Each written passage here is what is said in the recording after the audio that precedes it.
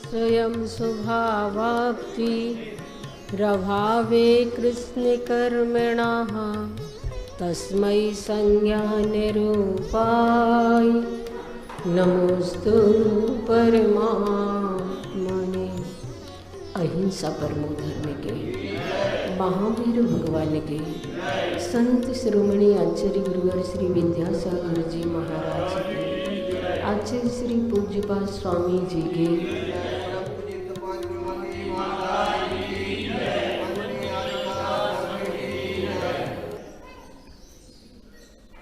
आज हम इस बात को समझेंगे कि आत्म ध्यान का उपाय क्या है,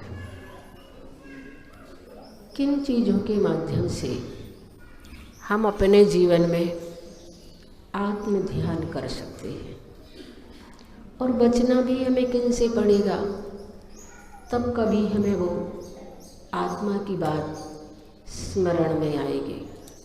यहाँ पर गाथा कही जा रही है, संयम्य कर्णग्राम मेकाग्रतेन चेतसा आत्मात्मवान् ध्यायेदात्मनेवात्मनि स्थितम्। आत्मवान यानी कि आत्मा, कर्णग्रामम, कर्ण का मतलब इंद्रिय होता है। कई अर्थ होते हैं वैसे कर्ण के, यहाँ पर कर्ण का मतलब इंद्रिय से लेना है। वैसे कर्ण यानी साधन भी होता है, कर्ण यानी परिणाम भी होता है, कर्ण यानी गणित भी होता है, और कर्ण यानी इंद्रिय भी होता है। तो यहाँ पर कहा जा रहा है कि इंद्रियों को संयम, बाहरी विषयों से रोककर चेतसा, चित्त की एकाग्रता से आत्मनि, आत्मा में स्थित होकर आत्मना एव, अपने आत्मा द्वारा ही आत्मानम, अपने आत्मा का ध्यायेत, चिंतन करें। अपने आत्मा को अपने आत्मा से, अपने आत्मा के द्वारा अपने आत्मा का ध्यान करें। जैसे पढ़ते थे कि democracy is the government of the people, for the people and by the people. उसी प्रकार से अपने आत्मा का, आत्मा के द्वारा आत्मा के लिए आत्मा का ध्यान करना यहाँ पर उपाय बताया गया है। और कहा जा रहा है कि संयम कर्णग्राम, अपने मन को इंद्रिय विषयों से हटा करके, बात मन की कही जा रही है, और मन को इंद्रिय विषयों से हटाने के लिए कहा जा रहा है। यहाँ पर आचार्य पूज्यपाद स्वामी आत्म तत्व के बारे में यह बता रहे हैं कि जब ऐसा विश्वास हो चुका और मैं सुख प्राप्त कर सकता हूँ, मैं अजर अमर अविनाशी बन सकता हूँ, जब इस प्रकार का श्रद्धान हमारे भीतर आ चुका है, जब इस प्रकार का हमने विश्वास कर लिया है, तो फिर क्या करना चाहिए? उसके बाद फिर हमें और क्या करने योग्य कार्य रह जाता है? इस शंका का समाधान देते हुए यहाँ पर आचार्य भगवान पूज्यपाद स्वामी कहते हैं, संयम कर्णग्राम, सर्वप्रथम अपने अपने विषयों की ओर दौड़ती हुई इंद्रियों को संयमित बनाना आवश्यक है, क्योंकि हमारी इंद्रियां वे लगाम घोड़े की तरह बढ़ती चली जाती हैं, हमने उन पर आज तक कंट्रोल नहीं किया। 5 इंद्रियां हैं और 5 इंद्रियों के अपने अपने अलग अलग विषय हैं, और उन विषयों के कारण से हम पराधीन और परतंत्र होते चले जा रहे हैं। इसलिए यहाँ पर कहा जा रहा है कि इंद्रियों को संयमित करने का अर्थ यह नहीं है कि इन बाहर की आँखों को बंद कर लो, नाक को सिकोड़ लो, मुख को बंद कर लो, कान में अंगुलियां डाल लो, किंतु इंद्रियों के माध्यम से जो इंद्रियों के विषयों को प्राप्त करने की इच्छाएं हैं, उन इच्छाओं को नियंत्रित करने का अर्थ संयम है। संयम मन के माध्यम से हुआ करता है। इंद्रियें तो उसमें कारण होती है। मेन तो जो हमारे जीवन में पापों को बढ़ाने वाला होता है वह मन होता है। मैंने पढ़ा कि चीन के महान दार्शनिक कन्फ्यूशियस से एन हुई ने पूछा कि हम अपने ऊपर कंट्रोल कैसे करें, कैसे हम अपने आप को नियंत्रित करें। तब उन्होंने कहा, मैं आपको सीधा सा उपाय बताता हूँ, पर पहले तुम ये बताओ कि क्या तुम आँख से देखते हो, नाक से सूंघते हो, जिह्वा से चखते हो, कानों से सुनते हो? उसने कहा हाँ। तो उस दार्शनिक ने कहा कि नहीं, तुम सिर्फ जिह्वा से चखते हो, आँखों से देखते हो, नाक से सूंघते हो, कान से सुनते हो, ऐसा नहीं है। तुम्हारे इन सब के पीछे कारण छुपा हुआ है मन। तुम मन से देखते हो, मन से सुनते हो, मन से चखते हो, मन से सूंघते हो, लेकिन आज से तुम्हें ऐसा करना है कि सिर्फ तुम जिस इंद्री का जो विषय है उसको ही ग्रहण करना, उसमें किसी और इंद्री को और मन को नहीं लाना। इसके लिए उदाहरण दिया गया कि जैसे एक माँ अपने बेटे से कहती है कि ये कुछ समझता ही नहीं है, ये तो निरा मूर्ख है।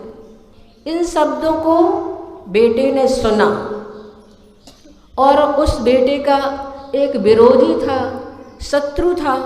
उस शत्रु ने भी उससे कहा कि तू कुछ समझता ही नहीं है, मूर्ख है।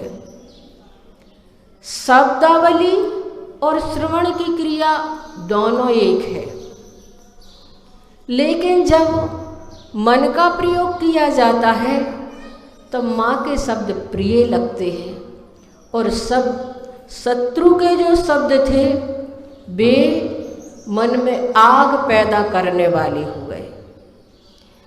शब्दावली और श्रवण की क्रिया एक होने पर भी जब हम मन का प्रयोग कर लेते हैं तो उनके अर्थ ही अलग अलग हो जाते हैं, उसके स्वरूप ही बदल जाते हैं। जो शब्द माँ ने कहे थे और वही शब्द शत्रु ने भी कहे, लेकिन अगर वह सिर्फ कान से सुनता तो उसके अंदर किसी प्रकार की प्रतिक्रिया पैदा ही नहीं होती, लेकिन उन शब्दों को उसने कान से श्रवण करके मन का प्रयोग किया और मन का प्रयोग करके उसे लगा शत्रु ने इस प्रकार के शब्द मुझसे कह कैसे दिए कि तू निरा मूर्ख है। वो अपने आप को समझता कौन है? ये सारी की सारी जो मन में विद्रोह के भाव पैदा हो रहे हैं उसमें कारण मन रहा। और वही शब्द माँ ने भी कहे थे, लेकिन माँ के शब्द वही प्रिय लगे। माँ मेरे हित के बारे में तो सोचती है, मेरे हित के लिए ही तो कहती है, अगर माँ नहीं समझाएगी तो फिर कौन कहेगा। इस प्रकार का अर्थ बदलने वाला जो होता है वो हमारा मन होता है। अध्यात्म की गहराई में जाना वाला व्यक्ति सिर्फ उस चीज का प्रयोग और इंद्रियों से करता है, मन को बहुत दूर रखता है, मन से बिल्कुल अलिप्त रहता है। अगर मन को उनके बीच में लाएं तो फिर वह कभी अपने जीवन में आत्म साधना कर ही नहीं पाएंगे। इसलिए बंधु, हमें अपने जीवन में अगर वाकई में संयम को ग्रहण करना है, अगर हमें अपने जीवन में वाकई में इंद्रियों पर कंट्रोल करना है, तो उसको सामर्थ्य रहते हुए ऐसे साधनों को हमें जुटाना है और ऐसी साधना हमें करना है ताकि हमारा मन एकाग्र हो जाए, ताकि हमारा मन स्थिर हो जाए। मुनि श्री क्षमता सागर महाराज जी के प्रवचन अनुप्रेक्षा में मैंने एक उदाहरण पढ़ा था कि एक व्यक्ति एक गांव से दूसरे गांव आया जाया करता था और वह बहुत कीमती सामान, सोना चांदी रुपया पैसा लेकर के जाता था, घोड़े पर बैठ कर के जाता था। लोगों को मालूम चल गया कि इसके पास बहुत कीमती सामान रहता है, कीमती सामान लेकर के निकलता है। और चोर लुटेरों का डर था और उससे बचने के लिए उसने अपने सामान की सुरक्षा के लिए रिवॉल्वर को रख रखा था कि अगर कोई आएगा, किसी ने किसी प्रकार का अटैक किया तो वह तुरंत उसका प्रयोग करेगा। किसी ने अगर उसके सामान को छीनने की कोशिश की तो तुरंत वह भी अपना कार्य करेगा। इस प्रकार से अपनी और अपने सामान की सुरक्षा के लिए उसने रिवॉल्वर को रख रखा था।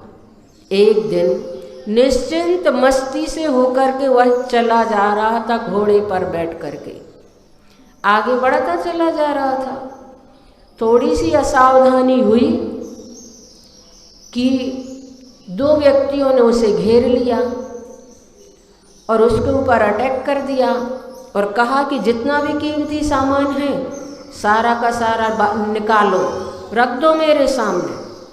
जैसे ही उन व्यक्तियों को देखा तो उसने एक कुछ किसी वस्तु को अंदर ही अंदर छुपा के दबा के रख लिया।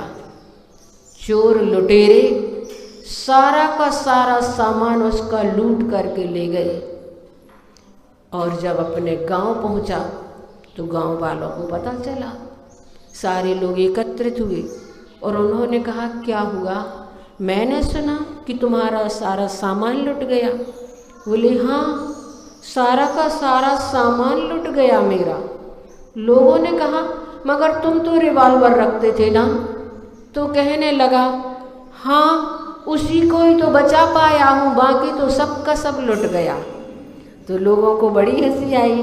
जैसे आप लोगों को हंसी आई ऐसे ही उसको भी हंसी, उन लोगों को भी हंसी आई कि उस रिवॉल्वर को छुपाने की चीज़ नहीं थी। अगर वह रिवॉल्वर को आगे करता, भले ही उसमें कारतूस नहीं होते, लेकिन वह दिखा भी देता तो ऐसी दहशत फैल जाती कि सारे के सारे लोग छोड़ करके भाग जाते। लेकिन जो सुरक्षा का सामान था उसके लिए ही उसने छुपा करके रख लिया। वह व्यक्ति कितना समझदार था या कितना बुद्धू था मुझे नहीं पता, पर इतना हम जरूर जानते हैं कि हम भी जो हमारी सुरक्षा के साधन हैं, जो हमारी जिंदगी में हमारे लिए सुरक्षित करने वाले सामान हैं, उनको तो हमने बड़े सजा करके रख लिया है, संभाल करके रख लिया है। इनको तो कभी बाद में करेंगे प्रयोग। कब करेंगे? संयम कब लिया जाता है? संयम तो 55 में लिया जाता है, बचपन में थोड़ी ना लिया जाता है। बचपन तो खेलने के लिए, कूदने के लिए, खाने पीने के लिए होता है, मौज मस्ती के लिए होता है।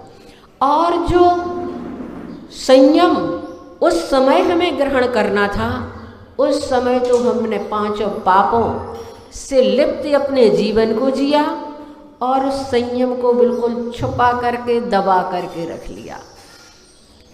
जो चीज़ हमारी जिंदगी में हमारी सुरक्षा के लिए थी उसको तो हम छुपाए रखे, और जब वृद्धावस्था आई तब अर्धमृतक सम बूढ़ापन कैसे रूप लखे आपनो।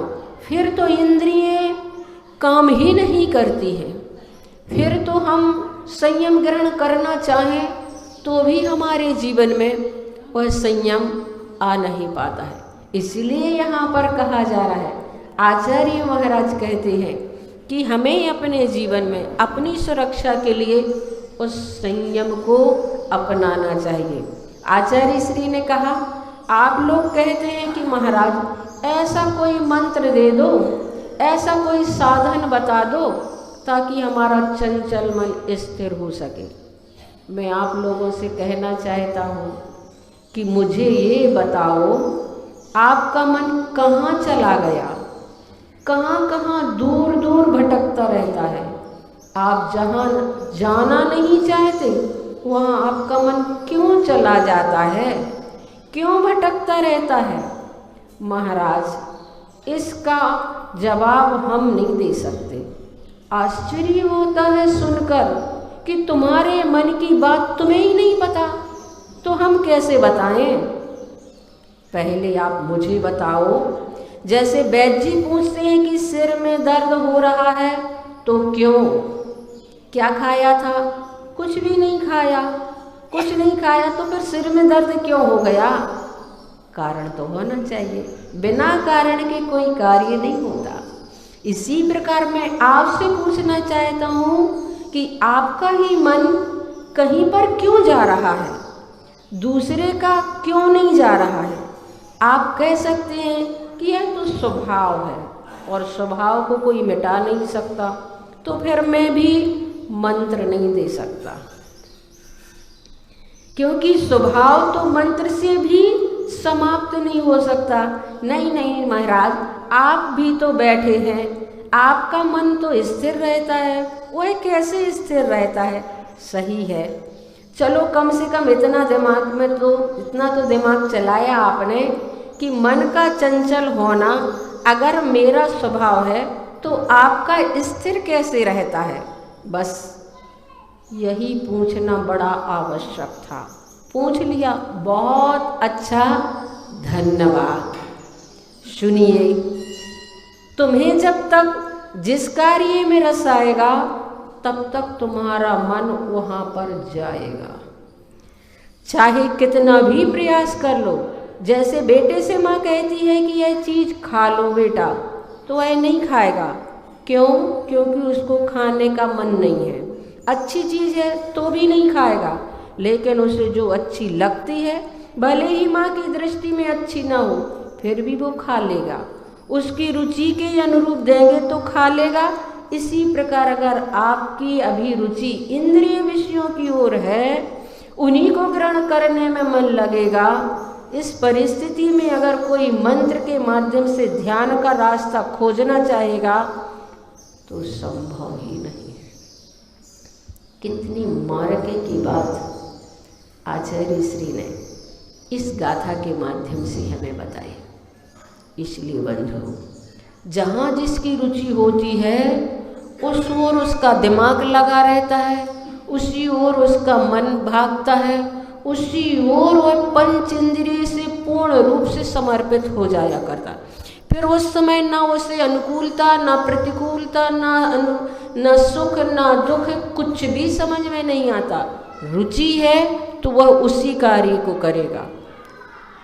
तो हमारी रुचि आज तक पंच इंद्रिय के विषयों में रही है, आज तक की हमारी रुचि पापों में रही है, आज तक की हमारी रुचि बाहर भागने की रही है। इसलिए आचार्य यहाँ पर आत्म ध्यान का उपाय बता रहे हैं कि बाहर से तुम्हें अपने आप को तोड़ना होगा, बाहर से पंचेंद्रिय के विषयों को तुम्हें छोड़ना होगा।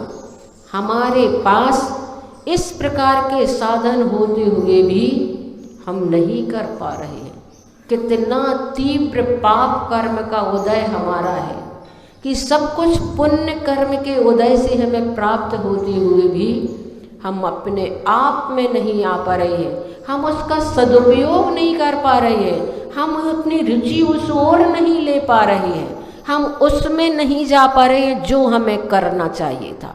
हम उसमें रुचि ले रहे हैं कि आए थे हरि भजन को और ओटन लगे कपास। हम इस मनुष्य गति में किस लिए आए थे?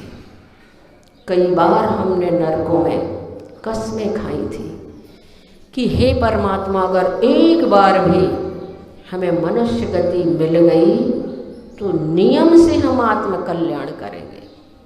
लेकिन जैसे ही यहाँ की हवा लगती है तो लिखता है ये तो सब ठीक है, ये तो परंपरा है, इसको तो कह नहीं पड़ता है, ये तो होता ही है। लेकिन जब कर्म के उदय आते हैं तब समझ में आता है कि वास्तव में हम इतने परेशान क्यों हैं और सामने वाला इतना सुखी क्यों है। तो बंधुओं, अगर वास्तव में सुखी बनना है तो हम अपनी अभिरुचि थोड़ी सी संयम के प्रति, आत्म तत्व के प्रति, अपने लक्ष्य की ओर भी रखें। लक्ष्य को हमें निरंतर अपने सामने रखना होगा। इन्हीं शब्दों के साथ मैं अपनी बात को पूर्ण करती हूँ। 9 बार कुंडलपुर के बड़े बाबा का जाप करेंगे। ओम ह्रीं श्रीं क्लीं ऐं वरदे बाबाय नमः।